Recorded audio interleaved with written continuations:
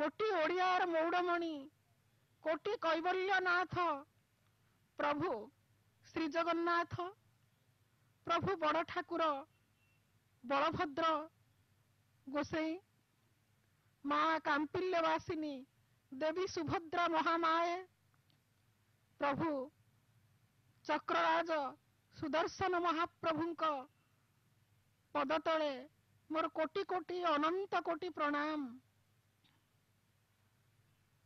कदाचित कालिंदी तट विपिन संगीत करबो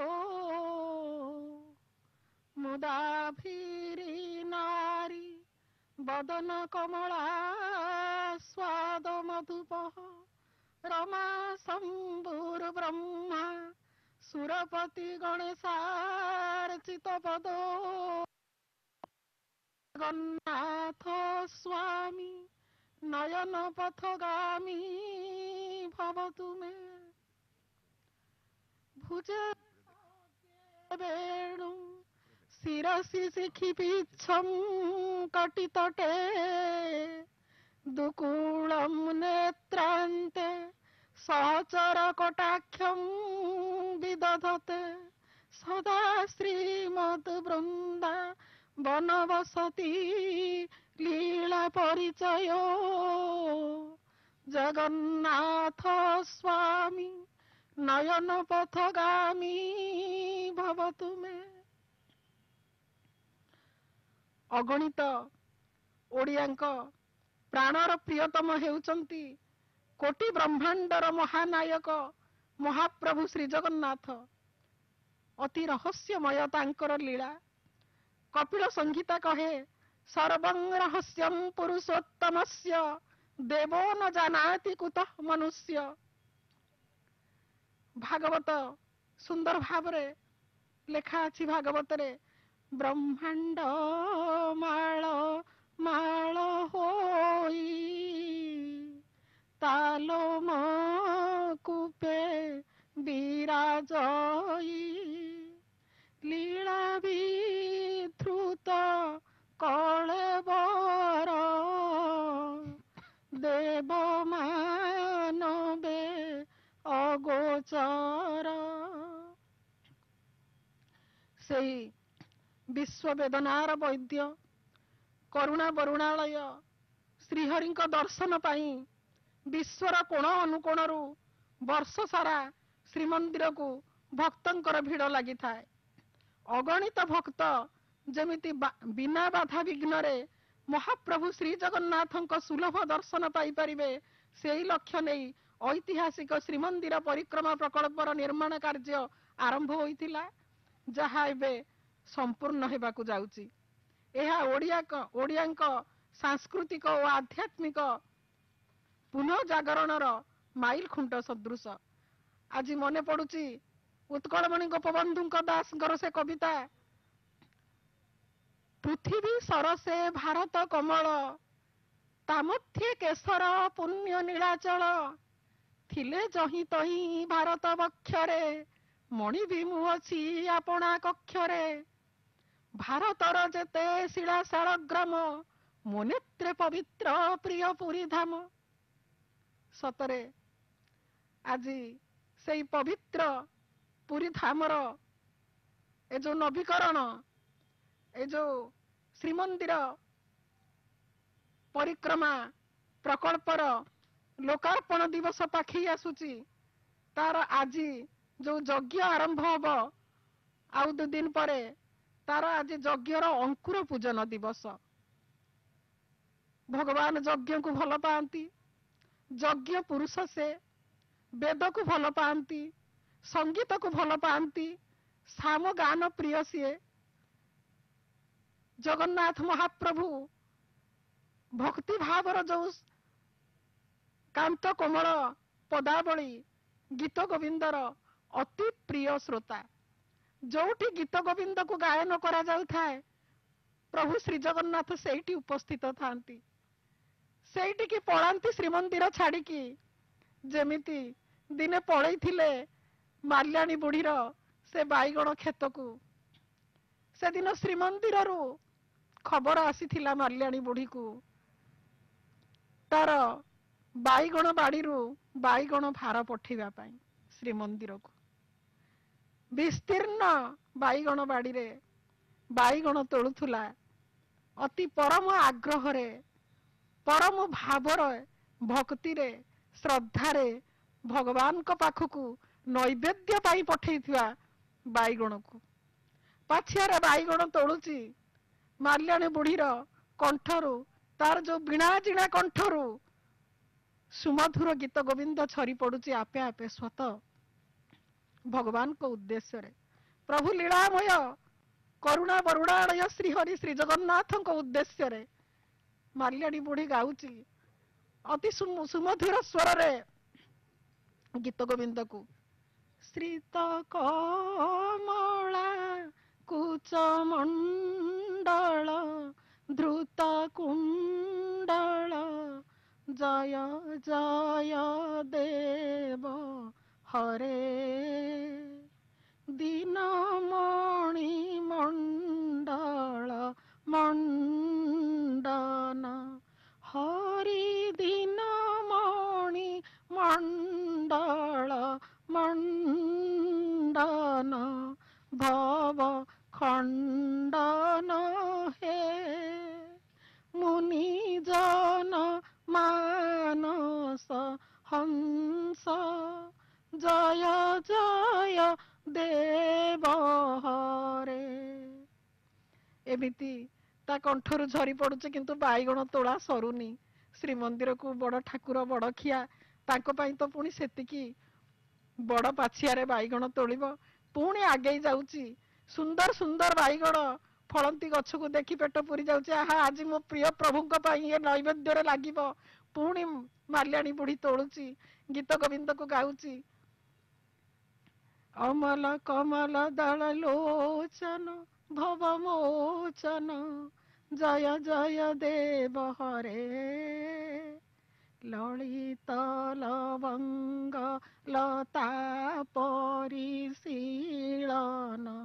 କୋମଳ ମଳୟ ସମୀରେ ମଧୁକର ନିକର କରମ୍ବିତ କୋକିଳ କୁଜିତ କୁଞ୍ଜ କୁଟୀରେ ବିହରତି ହରିରିହ ସରସ ବସନ୍ତେ।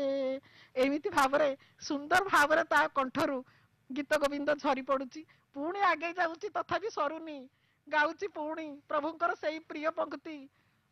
ରତି ସୁଖ ସାରେ ଗୌତମ ଭିସାରେ ମଦନ ମନୋହର ବେଶମ୍ ନକୁରୁନିତମ୍ବିନି ଗମନ ବିଳମ୍ବନ তং চারুয়ে হৃদয়েশম ধীর সমীরে যমুনা তীরে বসতি বনে বনমালী পিন পয়োধর পরিসর মর্দন চঞ্চল কর যুগ ଶାଳୀ।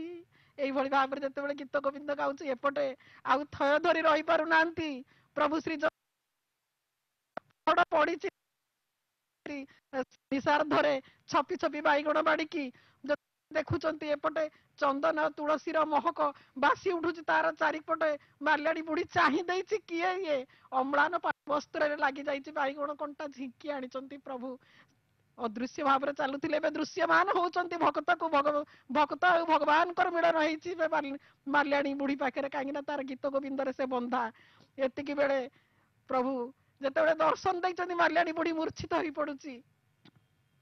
ନଟବର ନାଗର ନନ୍ଦା ସେ ଭଜ ମନ ଗୋବିନ୍ଦା ତୁ ହି ନଟବର ତୁ ହି ନାଗର ତୁ ହି ନଟବର ତୁ ହି ନାଗର ତୁ ହି ବାଲ ମୁକୁନ୍ଦାରେ ଭଜ ମନ ଗୋବିନ୍ଦା। एया कहिछि स्तुति करिछि से मूर्छा ही पडुछि प्रभु पळे आछंती अम्लार पटवस्त्र लागिछि ये होचे भक्त भगवान कर लीला मानवीय लीला तेणु सेई भक्ताधीन भगवान को मोर कोटि कोटि अनंत कोटि प्रणाम आज ए पवित्र पुरी धाम रे भगवान समस्तंकर मंगल करंतु लोका समस्ता सुखिनो भवन्तु जय जगन्नाथ जय जगन्नाथ। धन्यवाद श्रीमती जयंती साहू महोदया। महाप्रभुंकर ये दिव्य पुरी धाम आज रूपांतरीकरणर प्रेक्षापटरे समग्र विश्व रे निजर स्वतंत्रता को प्रतिष्ठापित करिছে। आमे सेई रूपांतरीकरणर दृश्य जेतेबेले देखुचे निश्चित भावरे एक अविश्वसनीय सत्य आम आगे प्रमाणित होईची जे जेतेबेले प्रभु चाहंती तांकर इच्छा हुए इच्छामयंकर इच्छा जेतेबेले हुए सबु काम संभव हो पारे।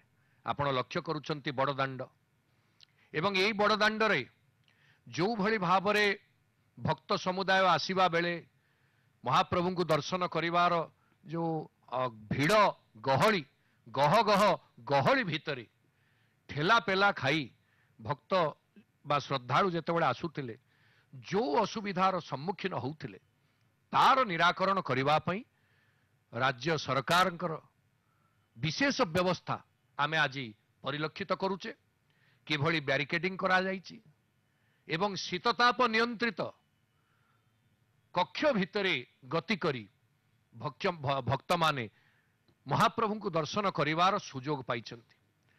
एवं सबुठु बड़ कथा हला जे ए रूपांतरीकरणर महानायक होउचंती निजे जगन्नाथ भगवान एवं तांकर निर्देश को पाथेय करी ओडिशार लोकप्रिय मुख्यमंत्री आमर मान्यवर मुख्यमंत्री एवं तांका सहयोगी जे ए परिकल्पना प्रकल्प को अधिक लोकाभिमुखी करिवा पई श्रम स्वीकार करी बारंबार बारंबार यार तदारख एवं ताकू समयोचित शैली रे समापित करिवा पई उद्यम रखिचंती 5T रो अध्यक्ष महोदय। ये उभयंकर सहयोग सहित इठी जो मठ मठाधीश माने रहिले जो भक्त श्रद्धालु अंतेवासी एवं ए स्थानर बासिंदा जो माने निज जागा छाड़ी 75 मीटर परिधि थिबा मठ एवं सबु जागा को से माने छाड़ी महाप्रभु के उद्देश्य रे एक विराट प्रकल्पर परिकल्पना को साकार करिवा पई से माने जो त्याग स्वीकार करिसंती ता मध्य समधिक भाव रे प्रशंसनीय। आउ आजी आमर एई परिक्रमा श्रीमंदिर परिक्रमा मार्गर प्रतिष्ठा दिवसर अव्यवहित पूर्वरु आमे लक्ष्य करूचे जे एई घरटी होउची अंकुरारोपण शाला। आपण लक्ष्य करूचंती ये जो अंकुरारोपण प्रत्येक यज्ञर पूर्व भागरे बा पूर्व भागरे तार कौन हुए ना अंकुरारोपण कार्य अनुष्ठित हुंती ताहा सदाबेले अपराह्न समय अनुष्ठित हुंती।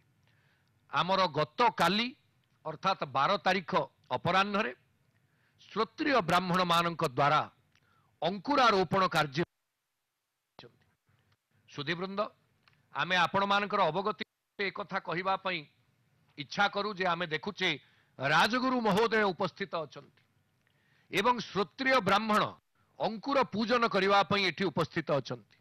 मंडलाचार्य निजे उपस्थित अछंती। आपण जो पिंधिचंती सुंदर नाली रंगर वस्त्र से होचंती मंडलाचार्य जिए आसंता काली ठारू मंडल पकेइबे यज्ञ मंडपरे एवं मंडल गुडिकर आवश्यकता यज्ञ पई अनिवार्य। एवं आपण लक्ष्य करूचंती ए अंकुरारोपण शाला जोटा यज्ञ मंडपर ईशान्य कोणरे सदाबेले रहिबे तेणु ईशान्य कोणरे ए अस्थायी अंकुरारोपण शाला निर्मित होइचंती। एवं आपण देखुचंती चांचड़ा घेरा होइचंती उपरे चाळर छात रहिचंती एवं भितरे जो अंकुरारोपणर पद्धति रहिची ता मध्य आपणकू आमे जणैबा पई चाहू ଯେମିତି ଶ୍ରୀକ୍ଷେତ୍ର ସବୁର ଆଦର୍ଶ ପାଲଟିଛି, ଆଧ୍ୟାତ୍ମିକ ପରିମଣ୍ଡଳରେ ଶ୍ରୀକ୍ଷେତ୍ରର ସ୍ୱତନ୍ତ୍ର ସ୍ଥାନ ରହିଛି ଏବଂ ଶ୍ରୀ ଜଗନ୍ନାଥଙ୍କର ରୀତିନୀତି ଇଏ ସର୍ବତନ୍ତ୍ର ସ୍ୱତନ୍ତ୍ର ରୀତିନୀତି।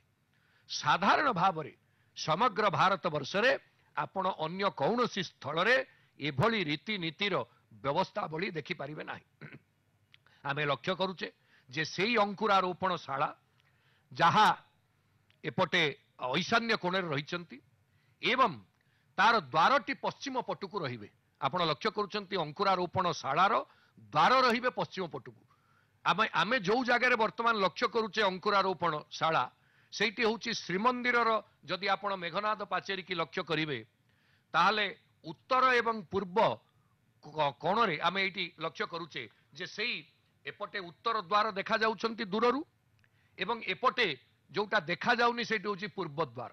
ସେଇ ଐଶାନ୍ୟ କୋଣରେ ଯଜ୍ଞ ମଣ୍ଡପ ନିର୍ମିତ ହୋଇଛନ୍ତି ଏବଂ ତାର ଐଶାନ୍ୟ କୋଣରେ ଇଏ ଆମର ଅଙ୍କୁରାରୋପଣଶାଳା ନିର୍ମିତ ହୋଇଛନ୍ତି। ଆପଣ ଦେଖିପାରୁଛନ୍ତି ଯଜ୍ଞ ମଣ୍ଡପ, ସୁନ୍ଦର ଯଜ୍ଞ ମଣ୍ଡପର ଶୋଭା। ଆମେ ନିଶ୍ଚିତ ଭାବରେ ଯଜ୍ଞ ମଣ୍ଡପର ପ୍ରତ୍ୟେକ ବିଷୟ ସହିତ ଆପଣଙ୍କୁ ଜଡ଼ିତ କରିବୁ।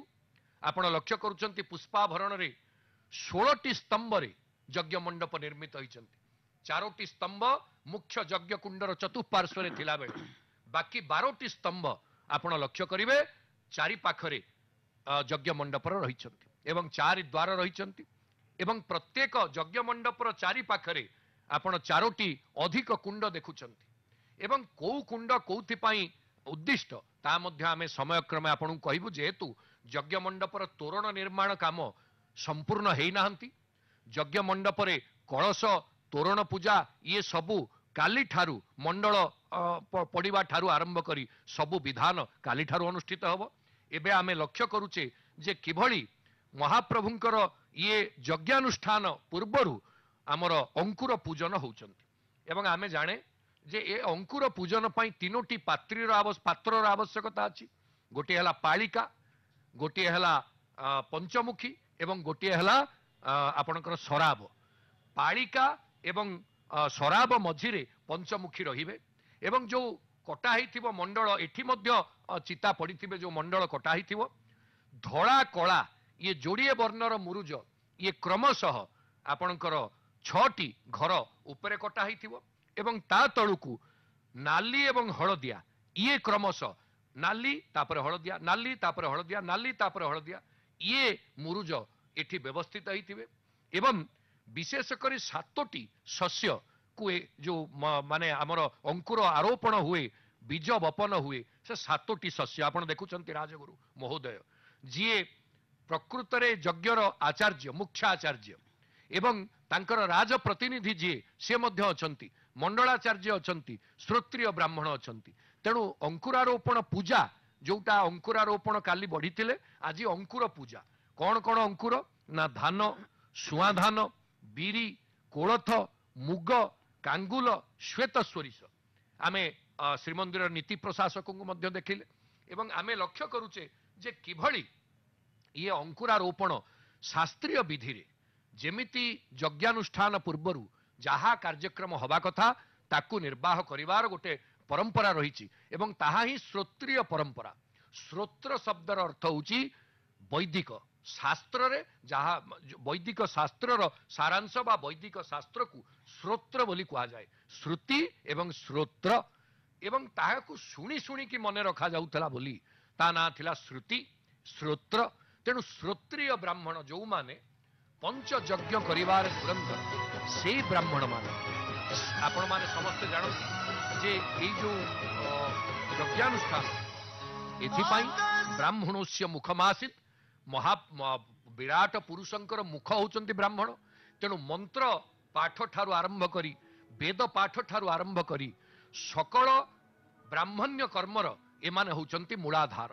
ତେଣୁ ଆମେ ଲକ୍ଷ୍ୟ କରୁଛେ ସେଇ ବ୍ରାହ୍ମଣ ମାନେ ବର୍ତ୍ତମାନ ଅଙ୍କୁର ପୂଜା କରୁଛନ୍ତି। ତେବେ ଗୋଟିଏ ସୂଚନା ଦେଇ ଆମେ ମୋର ପରବର୍ତ୍ତୀ ଧାରା ବିବରଣୀ ପାଇଁ ମୁଁ ଆମର ପରବର୍ତ୍ତୀ ଉଦ୍ଘୋଷକ ଶ୍ରୀଯୁକ୍ତ କୃପାସିନ୍ଧୁ ମିଶ୍ରଙ୍କୁ ଅନୁରୋଧ କରିବା ପୂର୍ବରୁ ମୁଁ ଖାଲି ଏତିକି ସୂଚେଇ ଦେବାକୁ ଚାହେଁ, ଏଇ ଅଙ୍କୁରାରୋପଣରେ ଯୋଉ ମୁରୁଜ, ଯୋଉ ବର୍ଣ୍ଣର ମୁରୁଜ ବ୍ୟବହାର କରାଯାଏ ତାର ଗୋଟିଏ ନିର୍ଦ୍ଦିଷ୍ଟ ଉଦ୍ଦେଶ୍ୟ ଅଛି।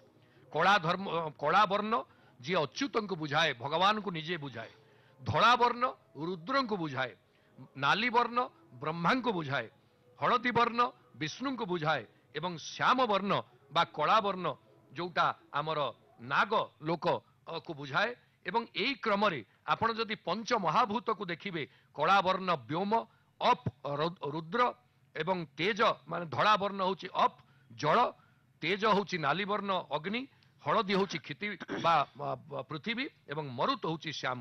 ଏବଂ ଏକୁ ତିଆରି କରିବା ପାଇଁ ମଧ୍ୟ କଳା ବର୍ଣ୍ଣ ତିଆରି ହୁଏ ଅଗାଡ଼ିକି ପୋଡ଼ିକି ଗୁଣ୍ଡ କରିକି, ଧଳା ବର୍ଣ୍ଣ ତିଆରି ହୁଏ ଚାଉଳ ଚୁନା ପ୍ରସ୍ତୁତ କରିକି, ତାପରେ ନାଲି ବର୍ଣ୍ଣ କୁସୁମ ପୁଷ୍ପ ତାକୁ ଗୁଣ୍ଡ କରିକି ବା କୁଙ୍କୁମ ପୁଷ୍ପକୁ ଗୁଣ୍ଡ କରିକି କରାଯାଏ ଏବଂ ହଳଦୀ ବର୍ଣ୍ଣ ହଳଦୀ ଗୁଣ୍ଡ ବ୍ୟବହାର କରାଯାଏ ଏବଂ ଶ୍ୟାମ ବର୍ଣ୍ଣ ବିଲ୍ୱ ପତ୍ରର ଗୁଣ୍ଡ, ଯୋଉଟା ସବୁଜ ବର୍ଣ୍ଣ ଆମେ କହୁଛେ, ସେ ସବୁଜ ବର୍ଣ୍ଣଟା ବିଲ୍ୱ ପତ୍ରର ଗୁଣ୍ଡକୁ ବ୍ୟବହାର କରାଯାଏ। ତେଣୁ ଇଏ ମୋଟାମୋଟି ଭାବରେ ଆମେ ଦେଖିଲେ ଏବଂ ପାଳିକା ଆଗରେ ରହିବେ ଦି ଧାଡି, ତାପରେ ପଞ୍ଚମୁଖୀ, ତାପରେ ଶରାବ, ଏ ପାତ୍ରକୁ ନେଇ କାଲି ଅଙ୍କୁରାରୋପଣ କାର୍ଯ୍ୟ ବଢିଛନ୍ତି। ଆଜି ଆମେ ସେଇ ଅଙ୍କୁର ପୂଜାକୁ ଦର୍ଶନ କରୁଛେ ଆମର ଏ ସିଧା ପ୍ରସାରଣ ଜରିଆରେ। ସୂଚନା ଲୋକ ସମ୍ପର୍କ ବିଭାଗ ଓଡ଼ିଶା ରାଜ୍ୟ ସରକାରଙ୍କର ପ୍ରମୁଖ ବିଭାଗ, ପ୍ରଚାର ପ୍ରସାରଣ କ୍ଷେତ୍ରରେ ତାଙ୍କର ଯେଉଁ ରହିଛି ବ୍ୟବସ୍ଥା ତାକୁ ଆମେ ଏଠି କାର୍ଯ୍ୟକାରୀ କରୁଛେ। ତେଣୁ ଆପଣଙ୍କୁ ବର୍ତ୍ତମାନ ମୁଁ ଆମର ପରବର୍ତ୍ତୀ ଘୋଷକ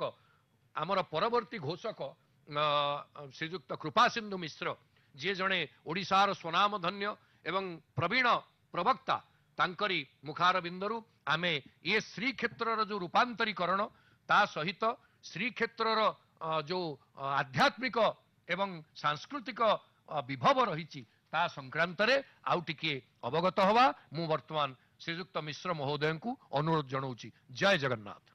धन्यवाद डॉक्टर कृष्ण केशव षडंगी महोदय। जय जगन्नाथ। सिंधु तटे श्री पुरुषोत्तम क्षेत्र राज, साधु जने अच्छी तही बहुत आश्चर्य। कवि सम्राट उपेन्द्र भंजंकर ये जो वाक्य, प्रभु आमर आश्चर्यमय एवं क्षेत्र रे अनेक आश्चर्य रही आगु को आसीबा मध्य। वर्तमान आम सम्मुखरे टिके पूर्वरु आश्चर्यमय परिक्रमा क्षेत्र थिला, वर्तमान अत्याश्चर्यमय यज्ञशाला आपण माने परदा माध्यम रे देखि पारुछंती। प्रभु जेपरी आश्चर्यमय सेही भली भावरे सी होउचंती यज्ञमय पुरुष। प्रभु निजे यज्ञ एवं यज्ञर सी होउचंती लक्ष्य, तांकरी उद्देश्य रे यज्ञ करा जाए।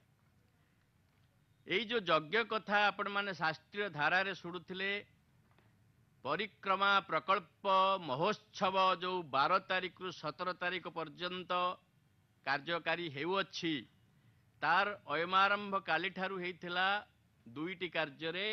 गोटे होची आचार्य वरण एवं द्वितीयटी होची अंकुरार्पण। आज आपण माने अंकुर पूजन समय रे तार जो वैदिक पृष्ठभूमि रही ता उपरे आलोकपात करुथिले डॉक्टर कृष्ण केशव षडंगी महोदय। पर्यायक्रमे ये विषय मध्य अधिक आलोचना करा जिवो। एठी आमे चिंता करिवार कथा यज्ञ काहाकू कुहा जाए। जदि गीतारे कुहागला जे सहयज्ञा प्रजा सृष्ट्वा, यज्ञरु ही संसार उत्पन्न हेइची। वास्तविक यज्ञ होची द यूनिवर्सल प्रोसेस यज्ञ। यज्ञ शब्दर अर्थ जदि दाना दानय धातुरु हुं दाना दानय धातुरु जदि यज्ञ को अर्थ करिवा, ताल it is the question of vibration और वेव। विश्व जो कंपन बा तरंग द्वारा सृष्टि होकर जो वाइब्रेशन रे चालुची, सेटा होची यज्ञ। तेणु यज्ञ जगन्नाथ सहित संपर्क रखिची। प्रभुंकर आविर्भाव, प्रभुंकर महनीय कार्य, दारुजाग, नवकलेवर समय यज्ञ, यही भाव में यज्ञ सहित प्रभु संपर्क रखिचंती। सेही यज्ञ गोटे होची रूपांतरणर प्रतीक।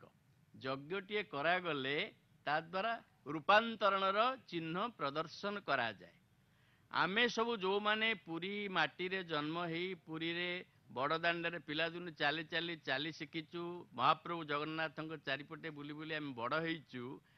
मु देखिची मोर पिला बड़ 50 वर्ष तलर पुरी एवं आजिर पुरी देखिले आकाश पाताल फरक लगुच। प्रत्येक स्थानर ନବୀକରଣ ହେଇଯାଇଛି। ଆଗରେ ଦେଖୁଛନ୍ତି ଯୋଉ ପାଣି ଟାଙ୍କି ବର୍ତ୍ତମାନ ଆପଣଙ୍କ ସମ୍ମୁଖରେ ଦିଶୁଛି ପର୍ଦ୍ଦା ଉପରେ 1935 ମସିହା ବ୍ରିଟିଶ ଶାସନ କାଳର ଇଏ ପାଣି ଟାଙ୍କି। ଇଏ ଜରାଜୀର୍ଣ୍ଣ ହେଇଯାଇଥିଲା, ଆମେ ପିଲାଦିନେ ଦେଖିଥିଲୁ। କିନ୍ତୁ ଆଜି ସେଇ ପାଣି ଟାଙ୍କି ସେ ଟିକେ ଅପସାରିତ ହେଇଯାଇଛି ଦୃଷ୍ଟିରୁ, କିନ୍ତୁ ସେଇ ପାଣି ଟାଙ୍କି କି ମନୋଜ୍ଞ ହେଇଛି ଏବଂ ତା ଦେହରେ କାଞ୍ଚି ବିଜୟର ବାର୍ତ୍ତା ଯୋଉ ଖୋଦିତ ହେଇଛି ଅତି ସୁନ୍ଦର ଭାବରେ। ଯୋଉ କଥା ଆମ ଐତିହ୍ୟ ଯୋଉଦିନ ପଦ୍ମାବତୀ ପୁରୁଷୋତ୍ତମଙ୍କ ନିକଟକୁ ଆସୁଛନ୍ତି, ଆମ କବିବର ରାଧାନାଥ ରାୟ ଲେଖିଲେ, ଗାଇଲେ ମଧୁର କଣ୍ଠେ ବନ୍ଦୀ ଦଳେ, ହେ ବିଶ୍ୱ ସୁନ୍ଦରୀ ସ୍ୱାଗତ ଉତ୍କଳେ, ତୁମ୍ଭ ଆଗମନେ ପବିତ୍ର ଉତ୍କଳ, ଜାହ୍ନବୀ ପରଶେ ଜନ୍ୟ ଧରାତଳ, ଶୋଭିବ ଉତ୍କଳ ସଦ୍ମେ ସଦାଶୟା, ସରେ ଯଥା ପଦ୍ମ ପଦ୍ମେ ପଦ୍ମାଳୟା। ଏଇ କଥା ମନେ ପଡ଼ିଯାଉଛି ଆମର, ଆମ ଓଡ଼ିଶାର ଐତିହ୍ୟ ମନେ ପଡ଼ିଯାଉଛି, ଆମ ବୀରତ୍ୱର ଐତିହ୍ୟ ମନେ ପଡ଼ିଯାଉଛି। କାଞ୍ଚି ବିଜୟର କଥାରେ ମନେ ପଡ଼ୁଛି, ଇତିହାସ ରଙ୍ଗସ୍ଥଳୀ ତୁ ଚିଲିକା, ତୋର ତୀରେ ପରା ଶ୍ରୀମତୀ ମାଣିକା, ହାତେ ଭୁଞ୍ଜିଥିଲେ ସାଦରେ ଲବଣୀ, ଭାବଗ୍ରାହୀ ପ୍ରଭୁ ଭକ୍ତ ଚିନ୍ତାମଣି। ଏ ଯୋଉ ସୁନ୍ଦର କଥା ଶୁଣିଲେ ଆମ ପିଲାମାନେ ଆମ ଇତିହାସ ଜାଣିବେ। ଏ ପାଣି ଟାଙ୍କି ସେଇ କଥା କହୁଛି। ତେଣୁ ଆପଣ ଦେଖିବେ ଐତିହ୍ୟ, ଇତିହାସ, ଓଡ଼ିଶାର ବୀରତ୍ୱ ଏ ସମସ୍ତର ଛାପ ନେଇକିରି ଯୋଉ ରୂପାନ୍ତରଣ କାର୍ଯ୍ୟଟି ହେଇଛି, ଯଦିଓ ସେ ରୂପାନ୍ତରଣ କାର୍ଯ୍ୟର ଚରମ ବିକାଶ ଘଟିଛି ଯେତେବେଳେ ଆମେ ପରିକ୍ରମା ପ୍ରକଳ୍ପ ଦେଖୁଛେ। ଜଗନ୍ନାଥ ମହୋତ୍ସବମୟ ରୂପେ ତାଙ୍କ ସରି ନୁହେଁ କୋଟି କାମଦେବ, 12 ମାସେ 13 ଜାତ କେବର୍ଣ୍ଣିବ ତାହା, ବେଶ ରସିକ ନାଗର ମୃଦୁହା ସେ ସର୍ବଚିତହର, ଭକତ ଆନନ୍ଦ ପାଇଁ ନବରୂପ ଧରେ କ୍ଷେତ୍ର ତାର, ସରସିଜ କୋରକ ପରାଏ ପରିକ୍ରମା ପ୍ରକଳ୍ପତା, ମୁକ୍ତିପ୍ରଦ ଅତି ଲୋଭନୀୟ। ତେଣୁ ଏଇ ଯୋଉ ପରିକ୍ରମା ପ୍ରକଳ୍ପ ଯାହାର ଲୋକାର୍ପଣ କାର୍ଯ୍ୟ କରାଯିବ, ଏଠିକି ତ ଆମେ ପରେ ଆସିବା, କିନ୍ତୁ ଆମେ ଯେମିତି ମୁହଁ ହିଁ ମର୍ଣ୍ଣିଂ ଶୋଜ୍ ଦି ଡେ, ସେଇଭଳିଆ ଆପଣଙ୍କୁ କ୍ରମେ କ୍ରମେ ସେ ଦୃଶ୍ୟ ଦେଖିଆଯିବ। ବହୁ ଭଳିଆ ସଜେଇ ହେଇଯାଇଛି 18 ନଳା। ଆମ ଭାବଗତ ଜଗତ ସହିତ, ଆମ ଭାକ୍ତିକ ଭାବଧାରା ସହିତ 18 ନଳା ଯୋଡ଼ା ହେଇଛି। ଆମେ କହିଲୁ ଦେଖିବା 18 ନଳା, ବୁଢ଼ାବୁଢ଼ୀ ମାନଙ୍କ ସମୟରୁ ଆମେ ଶୁଣି ଆସୁଛୁ 18 ନଳା ଦେଖିବାର ଯୋଉ ଆଗ୍ରହ। କିନ୍ତୁ ସେଇ 18 ନଳା, ସେଦିନର 18 ନଳା, ଆଜି 18 ନଳା ଆପଣ ଯେତେବେଳେ ଦେଖିବେ, ଜଗନ୍ନାଥ ନାମ ଶୋଭିତ, ଆଲୋକମାଳାରେ ସଜ୍ଜିତ ଏବଂ ଏତଳି ଭାବରେ ସେ ରୂପାନ୍ତରିତ ହେଇଛି, ତାର ଆଦ୍ୟ ଝଲକ ଉଷାର ଝଲକ ପରି ଦିନର ଶୋଭାକୁ ଦେଖେଇଲା ଭଳି ସେ ଦେଖେଇ ଦଉଛି ଆମକୁ। ତେଣୁ ରୂପାନ୍ତରିତ ହେଇଥିବା କଥାଟି, ଯେମିତି ଆମେ ପାଣି ଟାଙ୍କିରେ ପୁରୁଷୋତ୍ତମ ଦେବଙ୍କର କାଞ୍ଚି ବିଜୟର ଗାଥା ମନେ ପକେଇଲୁ, ଠିକ ସେପଟେ 18 ନଳାରୁ ଆସି ଆସୁ ଆମର ମନେ ପଡ଼ିଯାଉଛି ଆମ ପିଲାଦିନର କଥା। ଚାଲି ଚାଲି ଯିବା ଥକା ମନ, ଚାଲ ଯିବା ଚକା ନୟନ ଦେଖିବା, ସେ 18 ନଳାର ଦୃଶ୍ୟ ଆଖି ଆଗରେ ଭାସି ଉଠୁଛି। ଯଦି ପୁନରାୟ ସମୟକ୍ରମେ ଆମେ ଦେଖିବାକୁ ପାଇବା ମଣିଷର ଶେଷ ଠିକଣା ଯୋଉ ସ୍ୱର୍ଗଦ୍ୱାରଟିକୁ ଚାହିଁ ବସିଥାନ୍ତି ସମସ୍ତେ ଅନ୍ତିମ କାଳରେ, ଠାକୁର ମୋତେ ଶେଷବେଳେ ତମ ସ୍ୱର୍ଗଦ୍ୱାରରେ ଟିକେ ସ୍ଥାନ ଦିଅ। ସେଇ ସ୍ୱର୍ଗଦ୍ୱାର, ସେଦିନର ସ୍ୱର୍ଗଦ୍ୱାର ଏବଂ ଆଜିର ସ୍ୱର୍ଗଦ୍ୱାର ଯୋଉ ଆକାଶ ପାତାଳ ଫରକ, ତାକୁ ଆପଣ ହୃଦୟଙ୍ଗମ କରିପାରିବେ। ସେଇଭଳି ଗୋଟିକ ପରେ ଗୋଟିଏ ଆପଣମାନେ ଦେଖିପାରିବେ। ମହୋଦଧି ପ୍ରକଳ୍ପର ଚିନ୍ତା ଅଛି, ମନଛୁଆଁ ହବ। ମହୋଦଧି ସ୍ନାନ, ସମସ୍ତେ ଶ୍ରୀକ୍ଷେତ୍ର କ୍ଷେତ୍ରକୁ ଆସିଲେ ସମୁଦ୍ରରେ ଟିକେ ଗାଧୋଇବା ପାଇଁ, କାରଣ ସାଗରେ ସର୍ବତୀର୍ଥାନି, ସେ ସର୍ବତୀର୍ଥମୟ ମହୋଦଧିରେ ସ୍ନାନ କରିବା, ସେ ସ୍ଥାନଟି ମଧ୍ୟ ପବିତ୍ର ଏବଂ ସୁରଭି ମଣ୍ଡିତ ପୁଣ୍ୟମୟ ହେବାକୁ ଯାଉଛି। ଆନ୍ତର୍ଜାତୀୟ ବିମାନ ବନ୍ଦରର ପରିକଳ୍ପନା, ଯୋଉ ଶ୍ରୀକ୍ଷେତ୍ର ଶ୍ରୀ ଜଗନ୍ନାଥ ମହାପ୍ରଭୁ ବିମାନ ବନ୍ଦର, ତା ଆମମାନଙ୍କର ଯାତ୍ରୀମାନଙ୍କୁ ଏଠିକି ଆଣିବାରେ କେତେ ସାହାଯ୍ୟ କରିବ, ତା ଚିନ୍ତା କରିହବ। ଗୋଟିକ ପରେ ଗୋଟିଏ ଆମେ ଯଦି ନରେନ୍ଦ୍ର ତଡ଼ାଗର ବା ଚନ୍ଦନ ତଡ଼ାଗର ପୁନରୁଦ୍ଧାର ଏସବୁ ବିଷୟରେ ଆଲୋଚନା କରିବା, ବହୁତ ସମୟ ଲାଗିବ। ତେଣୁ ଗୋଟିଏ ଗୋଟିଏ ପ୍ରକଳ୍ପ ବିଷୟରେ ଧୀରେ ଧୀରେ ପ୍ରାସଙ୍ଗିକତାକୁ ଆଖି ଆଗରେ ରଖି କୁହାଯିବ। ଏଇ ଯୋଉ ଆପଣ ଦେଖୁଛନ୍ତି ପରିକଳ୍ପନା ମାନେ ପରିକ୍ରମା ପ୍ରକଳ୍ପ, ଏ ଟିକେ ତ ବଦଳିଗଲା ଦୃଶ୍ୟ। ଆପଣଙ୍କର ନ ଥାକିଆ ହେଇକି ସେ ରୋଡଟି ଏତେ ସୁନ୍ଦର ହେଇଛି, ଭାବିଲେ ସତରେ ଆମେ ଯୋଉ କଥା କହୁଥିଲେ ଯେ ପ୍ରଭୁ ଆଶ୍ଚର୍ଯ୍ୟମୟ, ଏ ପରିକ୍ରମା ପ୍ରକଳ୍ପଟି ସେମିତି ଆଶ୍ଚର୍ଯ୍ୟମୟ ହେଇଛି। ଏ ପରିକ୍ରମା ପ୍ରକଳ୍ପଟି ଆଶ୍ଚର୍ଯ୍ୟମୟ ହେଇଛି କାହିଁକି ନା, ପ୍ରଭୁ ଆମର ଗୋଟେ ହାଟ ବସେଇଛନ୍ତି ପୁରୀରେ। ସେ ହାଟଟି କଣ ଆପଣମାନେ ଜାଣିଥିବେ। କବି ସମ୍ରାଟ ଭଞ୍ଜ ଲେଖିଛନ୍ତି, ସର୍ବଦା ଯେ ମୁକତିପ ସରା ବସି ଥାଇ, ସାରେ ପାପନର ବରା ଟକେ କିଣି ନେଇ। ତେଣୁ ପ୍ରଭୁ ଜଗନ୍ନାଥ ଗୋଟେ ହାଟ ବସେଇଛନ୍ତି। ଏ ହାଟର ନାମ ହେଉଛି ମୁକ୍ତିର ହାଟ। ଜଳସ୍ଥଳ ଅନ୍ତରିକ୍ଷ ମୁକ୍ତି ଚ ପୁରୁଷୋତ୍ତମେ। ତେଣୁ ଏ ହାଟରୁ ଆପଣ ଗୋଟେ କିଣିକିରି ଆଣିପାରିବେ ମୁକ୍ତି। ସେଇ ମୁକ୍ତି ପ୍ରଦକ୍ଷିଣ ମାର୍ଗ ମଧ୍ୟରେ ପାଇବା ପାଇଁ ଯେଉଁ ନ ଥାକିଆ ରାସ୍ତା, ଆପଣ ଏପଟେ ତ ଅଙ୍କୁରାର୍ପଣ ଗୃହକୁ ଦେଖେଇଲେଣି, ତେଣୁ ମୁଁ ଆପଣଙ୍କୁ ସେଇ ଯଜ୍ଞଶାଳା କଥା ଆଉ ଟିକେ କହିଦେଉଛି। ଆପଣଙ୍କର ଐଶାନ୍ୟ କୋଣରେ ଯଜ୍ଞଶାଳା ନିର୍ମିତ ହେଇଛି। ଏପଟେ ପୂର୍ବ ଦିଗ, ସେପଟେ ଉତ୍ତର ଦିଗ, ତାରି କୋଣରେ ହେଉଛି ଐଶାନ୍ୟ କୋଣ। ପୂର୍ବ ଦିଗଟି ହେଉଛି ଇନ୍ଦ୍ରଙ୍କର, ଉତ୍ତର ଦିଗଟି ହେଉଛି କୁବେରଙ୍କର। ତେଣୁ ଗୋଟିଏ ହେଉଛି ଶକ୍ତି, ଅନ୍ୟଟି ହେଉଛି ଧନ। ଧନର ଶକ୍ତିର ମଧ୍ୟସ୍ଥଳରେ ଯଜ୍ଞ ମଣ୍ଡପ ନିର୍ମିତ। କାରଣ ଗୋଟିଏ ଜାତି ଉନ୍ନତି କରିବା ପାଇଁ ହେଲେ ସେ ସମୃଦ୍ଧ ହେବା ଦରକାର ଏବଂ ସେ ସାହସୀ ବୀର ହେଇଥିବା ଦରକାର। ତେଣୁ କଳିଙ୍ଗା ସାହସିକା, ଏଇ ଯେଉଁ ଆମର କଥା ଅଛି ଯେ କଳିଙ୍ଗର ବୀରପୁତ୍ରମାନେ ସାହସୀ ଥିଲେ। ଏହାର ପାଇକ ବିଦ୍ରୋହର ଗାର୍ଥା ତାଙ୍କ ସାହସ ବର୍ଣ୍ଣନା କରେ। ତେଣୁ ସେ ଯେ ଦେଶର ପୁଅ କଥାରେ କଥାକେ ଦେଲାରେ ନେଲାରେ ମଥା, ଅମ୍ବର ଚୁବି କଣ୍ଠେ ଗାଇଲା ସଙ୍ଗୀତର କତ ତଥା। ଇଏ ତେଣୁ ଏ ଜାତିର ସମୃଦ୍ଧି ଏବଂ ଏ ଜାତିର ବୀରତ୍ୱର ପ୍ରତୀକ ଐଶାନ୍ୟ କୋଣ ସ୍ଥାନରେ ଆଜିର ଏ ଯଜ୍ଞ ମଣ୍ଡପ ଏବଂ ଗୋଟି ଗୋଟି କରି ଯେଉଁ ପ୍ରକଳ୍ପର ନାମ ଆପଣମାନଙ୍କୁ ଆମେ କହିଲୁ, ଏ ପ୍ରକଳ୍ପ ସବୁ ଅକଳ୍ପନୀୟ। ଏଇ ପ୍ରକଳ୍ପ ପାଇଁ ସାଧୁବାଦ ଦିଆଯିବ ଯେଉଁମାନେ ଏ ମହାତ୍ୟାଗକୁ କରିଛନ୍ତି। କାରଣ ଯଜ୍ଞର ଅନ୍ୟ ନାମ ହେଉଛି ସାକ୍ରିଫାଇସ୍। ତେଣୁ ଯେଉଁମାନେ ଏ ତ୍ୟାଗ କରିଛନ୍ତି, ଏ ସମସ୍ତ ତ୍ୟାଗୀମାନଙ୍କୁ ଆଜି ପ୍ରଣାମ କରିବାର କଥା। ତେଣୁ ପୁରୀବାସୀ, ଓଡ଼ିଶାବାସୀ, ଭାରତବାସୀ, ମଠ ମନ୍ଦିରର ଅଧିକାରୀ, ସେବକମାନେ, ପ୍ରଶାସନ, ଏ ସମସ୍ତ ବ୍ୟବସ୍ଥା ସମ୍ମାନ ଏବଂ ଧନ୍ୟବାଦର ପାତ୍ର। ଆଉ ସବୁଠୁ ବଡ଼ କଥା ହେଲା ମାନ୍ୟବର ମୁଖ୍ୟମନ୍ତ୍ରୀ ଶ୍ରୀଯୁକ୍ତ ନବୀନ ପଟ୍ଟନାୟକ ମହୋଦୟଙ୍କର ଏହି ଦୂରଦୃଷ୍ଟି ସମ୍ପନ୍ନ ପରିକଳ୍ପନା, ଯାହାକୁ କି କାର୍ଯ୍ୟକାରୀ କରିବା ପାଇଁ 5Tର ଅଧ୍ୟକ୍ଷ ମାନ୍ୟବର ଶ୍ରୀଯୁକ୍ତ ଭି କାର୍ତ୍ତିକେୟନ ପାଣ୍ଡିଆନ ମହୋଦୟ ନିଜେ ରାତି ଦିନ ପରିଶ୍ରମ କରି ଅବାରିତ ଭାବରେ ଏଥିପାଇଁ କାମ କରି ନିଶ୍ଚିତ ତାଙ୍କ ଭିତରେ ଜଗନ୍ନାଥ ମହାପ୍ରଭୁଙ୍କର ଆଶୀଷ ଗୋଟେ ରୂପ ନେଇଛି। ଏବଂ ପ୍ରଭୁ ତ ସର୍ବମୟ କର୍ତ୍ତା, ସେ ନ ଚାହିଁଲେ ଗଛଟିଏ ପତ୍ରଟିଏ ମଧ୍ୟ ହଲେ ନାହିଁ। ଏହି ପ୍ରଭୁଙ୍କ ପ୍ରେରଣା ଏଇଭଳି କିଛି ବ୍ୟକ୍ତି ଏବଂ ସର୍ବୋପରି ସ୍ଥାନୀୟ ଅଧିବାସୀ ଏବଂ ପୃଥିବୀବାସୀ ସମସ୍ତଙ୍କ ଭିତରେ ଆଦ୍ୟ ଉନ୍ମେଷ ରୂପରେ ଦେଖାଦେଇ ଏଇ ଯେଉଁ ପରିକଳ୍ପନା କରିଛନ୍ତି, ଏଥିପାଇଁ ସମସ୍ତଙ୍କ ପାଇଁ ଆମେ ଜଗନ୍ନାଥଙ୍କ ପାଖରେ ମଧ୍ୟ ପ୍ରାର୍ଥନା କରୁଛୁ। ମହାପ୍ରଭୁ ଜଗନ୍ନାଥଙ୍କର ଏହି ପ୍ରକଳ୍ପକୁ ଦେଖନ୍ତୁ ଆପଣ। ଯେଉଁ କଥା ଆମର ଭାଗବତରେ ଅଛି ଯେ ତବ କଥାମୃତମ୍ ତପ୍ତ ଜୀବନମ୍ କବିଭିରୀଡ଼ିତମ୍ କଲ୍ମଷାପହଂ ଶ୍ରବଣ ମଙ୍ଗଳମ୍ ଶ୍ରୀମଦାତତମ୍ ଭିବି ଗୃଣ୍ମନ୍ତି ତେ ଭୁରିଦା ଜନା। ଯିଏ ଭଗବାନଙ୍କର କଥା, ଭଗବାନଙ୍କର ଗୁଣ, ଭଗବାନଙ୍କ ଲୀଳାର ବିସ୍ତାର କରନ୍ତି, ସେମାନେ ମହାଧାନୀ। ଏବଂ ଯେଉଁମାନେ ଭଗବାନଙ୍କ ଚାରିପଟରେ ଥିବା ମାନେ ଯେଉଁ ଷ୍ଟ୍ରକ୍ଚର୍ସ, ତାଙ୍କର ମନ୍ଦିର, ତାଙ୍କର ପାରିପାର୍ଶ୍ୱିକ ଅବସ୍ଥାର ଉନ୍ନତିକରଣ ପାଇଁ ନିଜକୁ ନିୟୋଜିତ କରନ୍ତି, ସେମାନେ ହେଉଛନ୍ତି ଶ୍ରେଷ୍ଠ ବୀର ଏବଂ ଶ୍ରେଷ୍ଠ ସେବକ।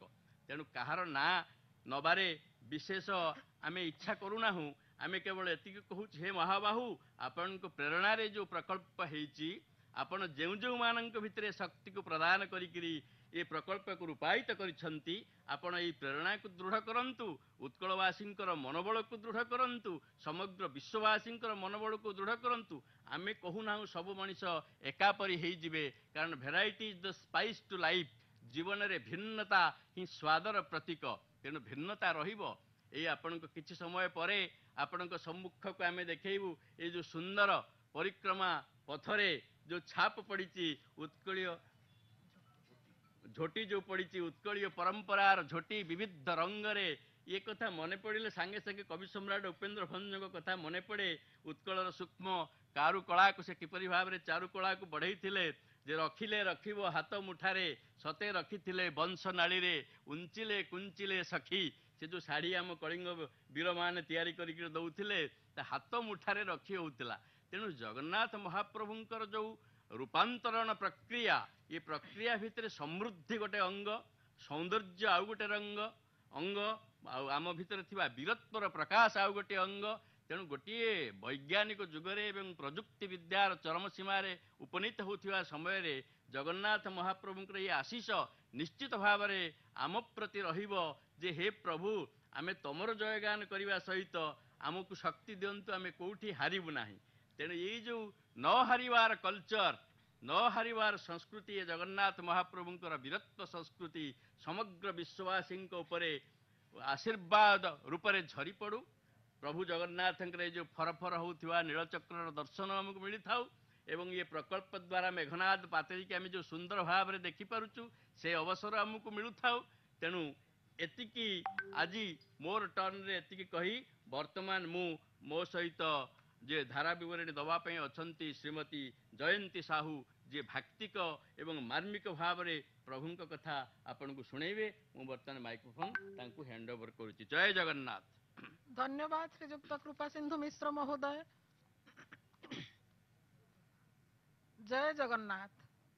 ମହାମ୍ବୋଧେ ସ୍ଥିରେ କନକ ରୁଚିରେ ନୀଳ ଶିଖରେ ବସନ୍ ପ୍ରସାଦାନ୍ତ ସହଜ ବଳଭଦ୍ରେଣ ବଳିନା ସୁଭଦ୍ରା ମଧ୍ୟସ୍ଥ सकल सुर सेवा बसरदो जगन्नाथ स्वामी नयन पथगामी भव तुमे कृपा पारावार सजल जलद श्रेणी रुचिरो रमा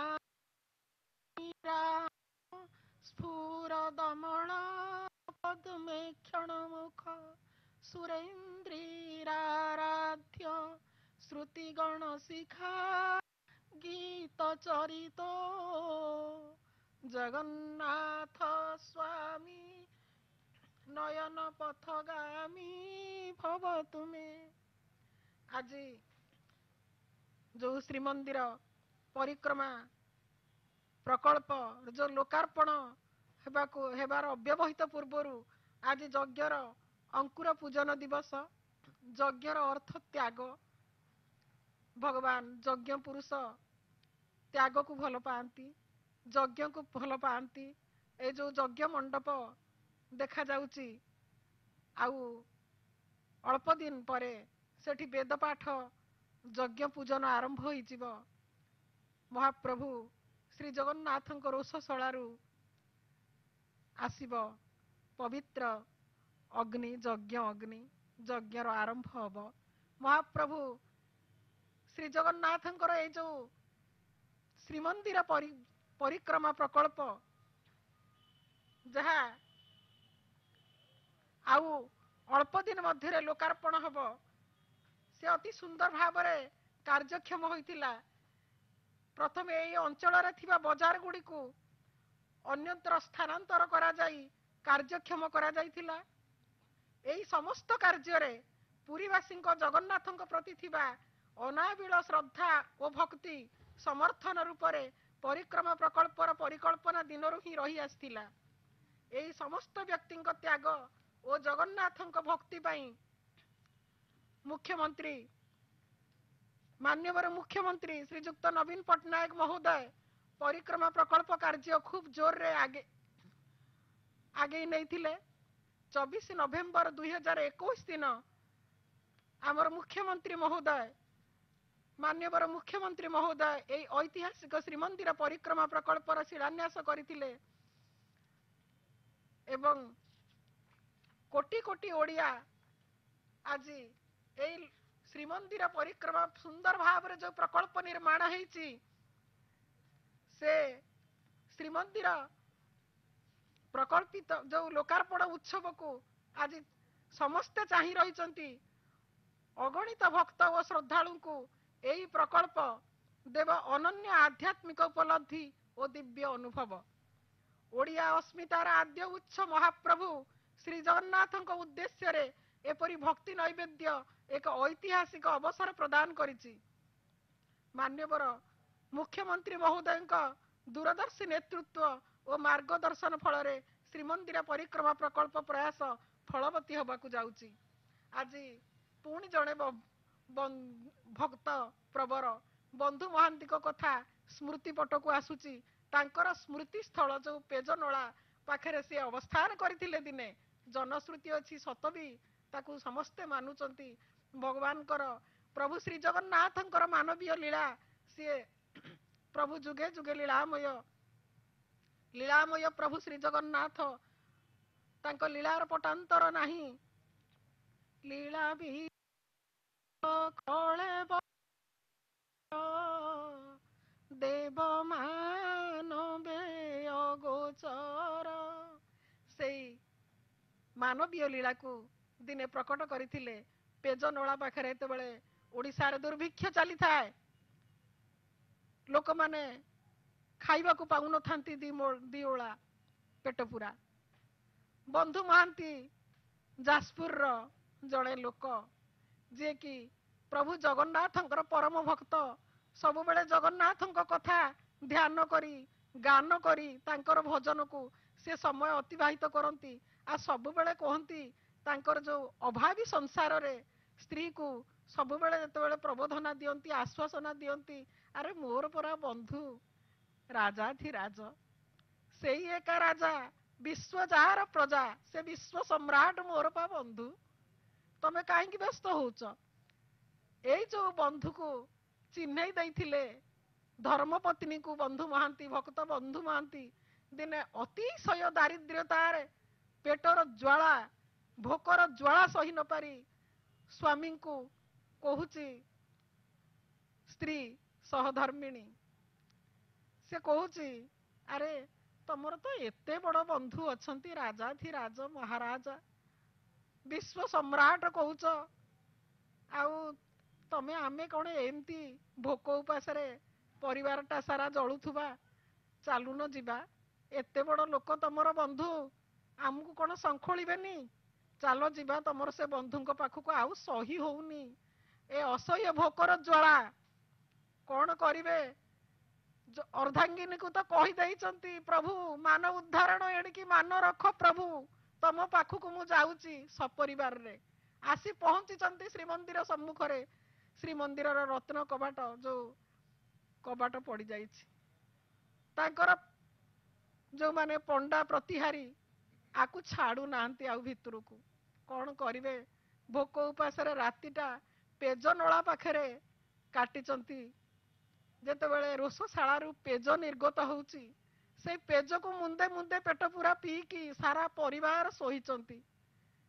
ସ୍ତ୍ରୀ କହୁଛନ୍ତି, ଭଲ ବନ୍ଧୁ ଏ ତମର, ତମେ ବା ବନ୍ଧୁ ପାଖକୁ ଆଣିଛ, ଏତେ ବଡ ଲୋକ, ଏତେ ଥାଟ ବାଟ, ଏତେ ଚାକର ପୂଜାରୀ ତାଙ୍କର, ଏତେ ପଣ୍ଡା ପଢିଆରୀ, କିନ୍ତୁ ଆମ କଥା ତ କାହିଁ ବୁଝିଲେନି ତମ ବନ୍ଧୁ? ଆମେ ପେଜ ପିଇକି ଶୋଇଛେ, କଣ କରିବେ? ବନ୍ଧୁ ମହାନ୍ତି ସେଠୁ ବନ୍ଧୁ ଜଗନ୍ନାଥଙ୍କୁ କହୁଛନ୍ତି, ପ୍ରଭୁ ମୁଁ କେତେ କହିକି ଆଣିଛି ମୋ ପରିବାରକୁ, ସ୍ତ୍ରୀକୁ ଛୁଆଙ୍କୁ ପ୍ରବୋଧନା ଦେଇଛି, ତମେ ମୁଠେ ଖାଇବାକୁ ଦବ ବୋଲି, ଆଜି ତମେ ପେଜ ପେଇକି ଶୋଇ ପକେଇଛ। ମୁଁ କାଲି ସକାଳୁ ଉଠିଲେ କଣ ଆଙ୍କୁ କହିବି? କି ବନ୍ଧୁ ତମେ ହୋ? ବନ୍ଧୁ ଜଗନ୍ନାଥ ମହାପ୍ରଭୁ, ଯିଏ ସମସ୍ତଙ୍କର ଭକ୍ତ ବାନ୍ଧବ, ସିଏ ଭାବଗ୍ରାହୀ, ସିଏ ଆଉ ସମ୍ଭାଳି ପାରିନାହାନ୍ତି ତାଙ୍କ ବନ୍ଧୁର ପରିବାର ଆଉ ବନ୍ଧୁ ନିଜେ ତାଙ୍କ ଦୁଆରେ ଆଜି ପେଜନଳା ପାଖରେ ଉପବାସ ରହିଛନ୍ତି, ଭୋକରେ ସଢୁଛନ୍ତି। ଭଗବାନ କଣ କରୁଛନ୍ତି? ରତ୍ନ ଥାଳିଏ ମହାପ୍ରସାଦ ନେଇକି ଆସିକି ଡାକୁଛନ୍ତି, ବନ୍ଧୁ ଓ ବନ୍ଧୁ। ଇଏ ଶୁଣୁଛନ୍ତି ବନ୍ଧୁ ମହାନ୍ତି, ଏଠି ମତେ କିଏ ଜାଣିବ ହେ? ଶ୍ରୀକ୍ଷେତ୍ରରେ ଏତେ ବଡ ଜାଗା, ମୋ ଘର ତ ଯାଜପୁର, ଏଠି ମତେ କାହିଁ କିଏ ଚିହ୍ନିବ? ଆଉ ସିଏ ଆଉ କିଏ କାହା ବନ୍ଧୁକୁ ଡାକୁଥିବ ରାତି ଅଧରେ ନିଶାର୍ଦ୍ଧରେ, ମତେ କାହିଁ କିଏ ଡାକିବ ନା କିଏ ଚିହ୍ନିବ? ସେଇଠୁ ଜାଣି ପାରୁଛନ୍ତି ଭଗବାନ ଭାବ ବିନୋଦିଆ ଡାକୁଛନ୍ତି, ଓ ଯାଜପୁରିଆ ବନ୍ଧୁ ଟିକେ ଶୁଣ। ଆରେ ମତେ ତ କିଏ ଡାକିଲାଣି ଯାଜପୁରିଆ ବନ୍ଧୁ ବୋଲି ଚମିକି ଉଠୁଛନ୍ତି ଭକ୍ତ ପ୍ରବର ବନ୍ଧୁ ମହାନ୍ତି। ବାହାରକୁ ଆସୁଛନ୍ତି, ଦିବ୍ୟ ବେଶ ପରିପାଟିରେ, କି ସୁନ୍ଦର ଅପୂର୍ବ ବେଶରେ ବ୍ରାହ୍ମଣ ଜଣେ ଠିଆ ହେଇଛନ୍ତି, ଦିବ୍ୟ ସୁନାର ଥାଳିରେ ମହାପ୍ରସାଦ ଧରିକି ବୁରୁ ବୁରୁ ବାସନାରେ ବିମୋହିତ ହଉଛି ସେ ସାରା ପରିବେଶ। ନେଇ ଯାଉଛନ୍ତି, ଆଉ କିଛି ଭାବୁନାହାନ୍ତି, ଏତେ କ୍ଷୁଧାର୍ତ ସିଏ। ସମସ୍ତେ ସପରିବାର ଉଠଉଛନ୍ତି ସ୍ତ୍ରୀକୁ ପିଲାଙ୍କୁ, ନିଅ ଆଗ ଖାଇଦିଅ, ଉଦର ପୂର୍ତ୍ତି କର। ସମସ୍ତେ ଖାଉଛନ୍ତି। ଆଉ ଦେଖିଲା ବେଳକୁ ବନ୍ଧୁ ନାହାନ୍ତି ଥାଳି ଫେରେଇବା ପାଇଁ। ଥାଳିକି ରଖି ଦଉଛନ୍ତି। ଇଏ ଭାବର କଥା, ଭକ୍ତିର କଥା, ଇଏ ଭଗବାନଙ୍କର ମାନବୀୟ ଲୀଳାର କଥା। ଆଜି ସେଇ ବନ୍ଧୁ ମହାନ୍ତିଙ୍କର ଯୋଉ ସ୍ମୃତି ପୀଠ, ଇଏ ଯୋଉ ଶ୍ରୀ ଜଗନ୍ନାଥଙ୍କର ମନ୍ଦିର ପ୍ରକଳ୍ପ, ଆମର ଯୋଉ ପରିକ୍ରମା ପ୍ରକଳ୍ପରେ ଦୃଶ୍ୟମାନ ହଉଛି, ଆମେ ସମସ୍ତେ ପୁଣି ସେଇ ବନ୍ଧୁ ମହାନ୍ତିକି ମନେ ପକେଇବା, ଭକ୍ତଙ୍କୁ ମନେ ପକେଇବା। ଏକା ତ ଭକତ ଜୀବନ, ଭକତ ନିମନ୍ତେ ତୋର ଶଙ୍ଖ ଚକ୍ରେ ଚିହ୍ନ, ଶଙ୍ଖ ଚକ୍ରେ ଚିହ୍ନ। ସେଇ ଭକ୍ତ ବାନ୍ଧବ, ଭକ୍ତର ପ୍ରାଣମୟ ସିନ୍ଧୁ ଜେମା ଜୀବବନ୍ଧୁ ପ୍ରଭୁ ଜଗନ୍ନାଥ ଭକ୍ତକୁ ସ୍ୱତନ୍ତ୍ର ମର୍ଯ୍ୟାଦା ପ୍ରଦାନ କରିଛନ୍ତି। ତାପରେ ତାଙ୍କ ମୁଣ୍ଡରେ ଶିରିପା ବାନ୍ଧି ଦେଇଛନ୍ତି ପ୍ରଭୁ ଶ୍ରୀ ଜଗନ୍ନାଥ ଗଜପତି ମହାରାଜଙ୍କ ଦ୍ୱାରା। ଜୟ ଜଗନ୍ନାଥ, ଜୟ ଜଗନ୍ନାଥ, ଜୟ ଜଗନ୍ନାଥ।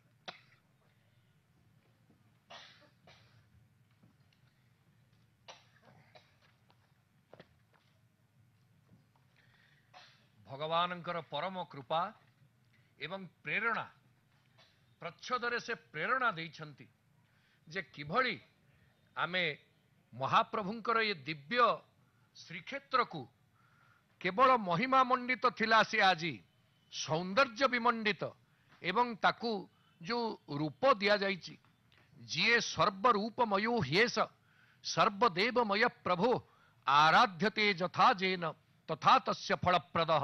ଏଇ ନ୍ୟାୟରେ ପ୍ରଭୁ ଯେମିତି ରୂପମୟ, ଆଜି ଏ ବଡ଼ଦାଣ୍ଡର ଦୃଶ୍ୟ ଆପଣ ଦେଖୁଛନ୍ତି। ବିବିଧ ବର୍ଣ୍ଣର ବର୍ଣ୍ଣାଳୀ ଭିତରେ ଶୋଭାୟମାନ ବଡ଼ଦାଣ୍ଡ, କେତେ ଝୋଟି ମୁରୁଜର ସୁନ୍ଦର ସମ୍ଭାର। ମହାପ୍ରଭୁ ହେଉଛନ୍ତି ବର୍ଣ୍ଣପ୍ରିୟ ଏବଂ ମହାପ୍ରଭୁଙ୍କର ଇଏ ବର୍ଣ୍ଣ ବିଳାସକୁ ଚରିତାର୍ଥ କରିଛନ୍ତି ରାଜ୍ୟ ସରକାର ମାନ୍ୟବର ମୁଖ୍ୟମନ୍ତ୍ରୀଙ୍କର ଦୂରଦର୍ଶୀ ନେତୃତ୍ୱରେ। ଶ୍ରୀମନ୍ଦିରର ଚତୁଃପାର୍ଶ୍ୱର ଯୋଉ ନବୀକରଣ କାର୍ଯ୍ୟ ଏବଂ ସବୁଠାରୁ ବଡ଼ ଏ ବଡ଼ଦାଣ୍ଡର ଯୋଉ ଦୃଶ୍ୟ ଆପଣ ଦେଖୁଛନ୍ତି, ଯେଉଁଠାରେ ସବୁ ଭକ୍ତମାନଙ୍କର ପାଦଧୂଳି ପଡ଼େ, ଯେଉଁଠାରେ ମହାପ୍ରଭୁ ନିଜେ ପହଣ୍ଡିରେ ଆସି ରଥାରୋହଣ କରନ୍ତି, ଯେଉଁ ବଡ଼ଦାଣ୍ଡ ଉପରେ ପ୍ରଭୁଙ୍କର ଦିବ୍ୟ ରଥତ୍ରୟ ଘୋର ଘର୍ଘର ନାଦ କରି ଚାଲି ଯାଆନ୍ତି, ସେଇ ପ୍ରଭୁଙ୍କର ଇଏ ଦିବ୍ୟ ବଡ଼ଦାଣ୍ଡ ସଜ୍ଜିତ ହୋଇଛନ୍ତି। ତା ସହିତ ଆମେ ଲକ୍ଷ୍ୟ କରୁଛେ ଯେ କିଭଳି ମହାପ୍ରଭୁଙ୍କର ଏ ମନ୍ଦିରର ପରିକ୍ରମା ମାର୍ଗ ଏବଂ ତା ସହିତ ଯୋଉ ପରିକ୍ରମା ମାର୍ଗର ଲୋକାର୍ପଣ ପାଇଁ ଆବଶ୍ୟକ ଯଜ୍ଞାନୁଷ୍ଠାନର ପ୍ରାକ୍ କର୍ମ, ଯାହାକୁ ଆମେ ଅଙ୍କୁରାରୋପଣ ବୋଲି କହୁଛେ। ଏବେ ଆମେ ଏ ଅଙ୍କୁରାରୋପଣର କ'ଣ ରହିଛି, ତ୍ରିପଞ୍ଚ ସପ୍ତ ଦିବସାତ୍ ପୂର୍ବଂ ସମ୍ପାଦ୍ୟ କର୍ମଣାମ୍ ଅଙ୍କୁରୋଦ୍ଗମ ସଂସ୍ଥାନମ୍ ତतो ଜ୍ଞେୟଂ ଶୁଭାବହମ୍।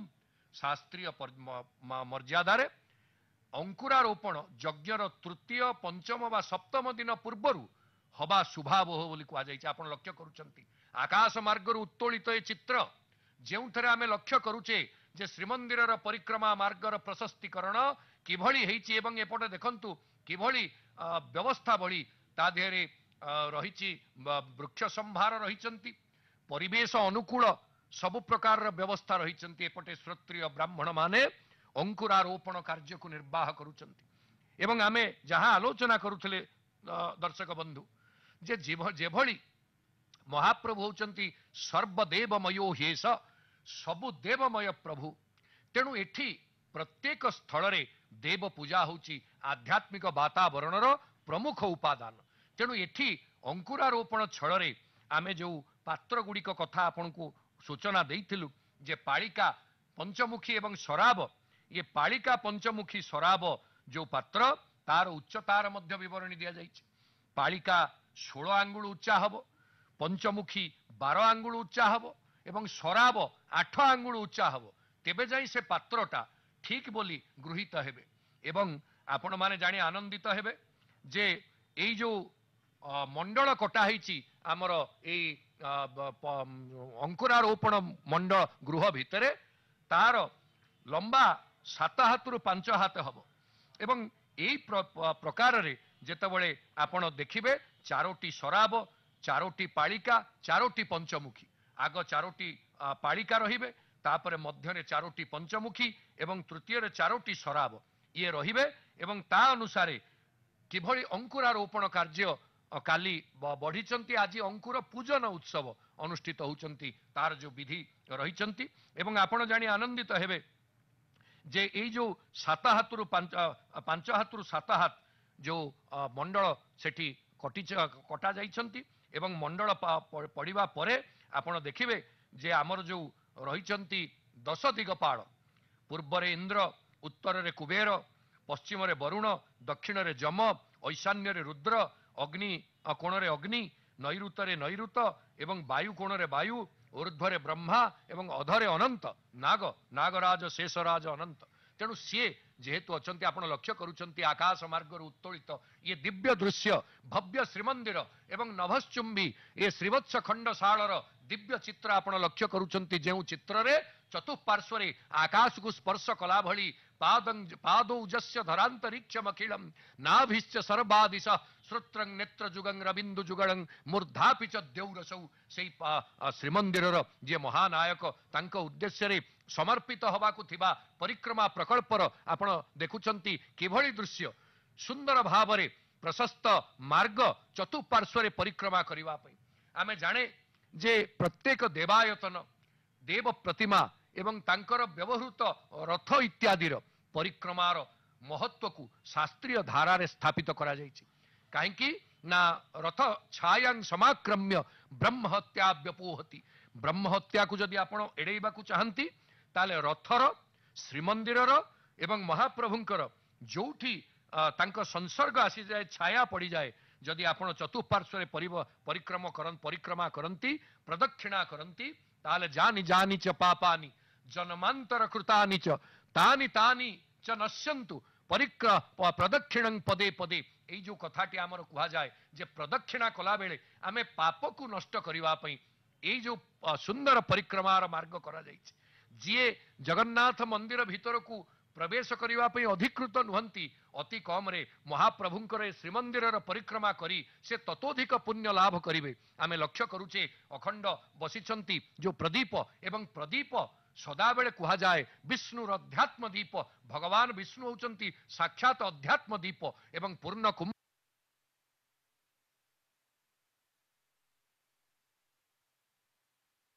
ସମନ୍ୱିତ ବିଗ୍ରହ ବୋଲି ଆମର ଶାସ୍ତ୍ରୀୟ ଭାଷାରେ କୁହାଯାଇଛି ଏପଟେ ଆପଣ ଲକ୍ଷ୍ୟ କରୁଛନ୍ତି ଶ୍ରୋତ୍ରିୟ ବ୍ରାହ୍ମଣ କାହିଁକି ଶ୍ରୋତ୍ରିୟ ବ୍ରାହ୍ମଣ ତା ସମ୍ପର୍କରେ ମଧ୍ୟ ଆମେ ସୂଚନା ଦଉଛୁ ଅଧ୍ୟୟନଂ ବ୍ରହ୍ମଯଜ୍ଞ ପିତୃଯଜ୍ଞସ୍ତୁ ତର୍ପଣମ୍ ହୋମୋ ଦୈବୋ ବଳିର୍ଭୌତୋ ନୃଯଜ୍ଞୋ ତିଥି ତର୍ପଣମ୍ ଇଏ 5ଟା ଯଜ୍ଞ ଯିଏ ନିର୍ବାହ କରନ୍ତି ଏବଂ ବେଦ ପାଠୀ ଯିଏ ହୁଅନ୍ତି ସେ ହେଉଛନ୍ତି ଶ୍ରୋତ୍ରିୟ ଏବଂ ଏ 5 ଯଜ୍ଞ କଣ ନା ଅଧ୍ୟୟନମ୍ ସ୍ୱାଧ୍ୟାୟ ବେଦ ବା ଷଡ଼ଙ୍ଗ ସହିତ ଏବଂ ପୁରାଣ ଆଦି ଯିଏ ପ୍ରତ୍ୟହ ସ୍ୱାଧ୍ୟାୟ କରନ୍ତି ନିଜେ ପାରାୟଣ କରନ୍ତି ପାଠ କରନ୍ତି ସିଏ ହେଲା ଏକ ଯଜ୍ଞ ଅଧ୍ୟୟନଂ ବ୍ରହ୍ମ ଯଜ୍ଞ ପିତୃଯଜ୍ଞସ୍ତୁ ତର୍ପଣମ୍ ପିତୃଯଜ୍ଞ ଯୋଉ ଯଜ୍ଞ କରିବା ପାଇଁ ପିତୃ ଲୋକଙ୍କର ଆମେ ଯେତେବେଳେ ତର୍ପଣ କରୁଛେ ଯେତେବେଳେ ଆମେ ପିତୃ ଲୋକଙ୍କୁ ନିବାରାଞ୍ଜଳି ନାପି କେବଳ ମୋହ ସେୟଂ କୃତାର୍ଥା ତନୁ କୃତ୍ୱା ଭୂରି ପରିଶ୍ରମଂ ନିଜ ଜନେ ବଦ୍ଧ୍ୱା ବଚୋ ବିଗ୍ରହଂ